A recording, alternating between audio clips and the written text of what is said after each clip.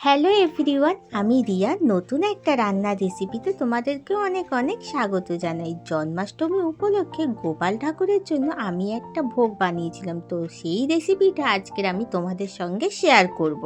গোপাল ঠাকুরের জন্য আমি বানিয়েছিলাম তালের লুচি। তো এর জন্য প্রথমে আমি তালটাকে ছাড়িয়ে নিয়েছিলাম, তারপরে একটা বাটির মধ্যে দিয়ে দিয়েছিলাম অনেকটা পরিমাণে ময়দা, তার মধ্যে অল্প একটু চিনি আর নুন, আর অল্প একটু দিয়ে দিয়েছিলাম সাদা তেল।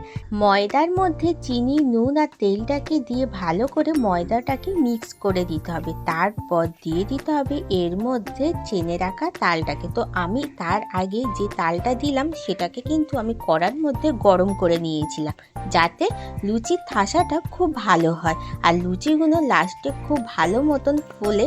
ওই জন্য আমি তালটাকে গরম করে নিয়েছিলাম। এরপরে ছোট ছোট লেচি কেটে নিয়ে সেটাকে বেলে নিয়ে গরম গরম তেলের মধ্যে দিলে রেডি হয়ে যাবে আমাদের ফুলকো ফুলকো তালের লুচি। তারপরে সার্ভ করে দাও পায়েসের সঙ্গে বা তালের ক্ষীরের সঙ্গে, জাস্ট ফাটাফাটি লাগবে। আজকের রেসিপিটা যদি ভালো লেগে থাকে অবশ্যই আমার পাশে থেকো। টাটা।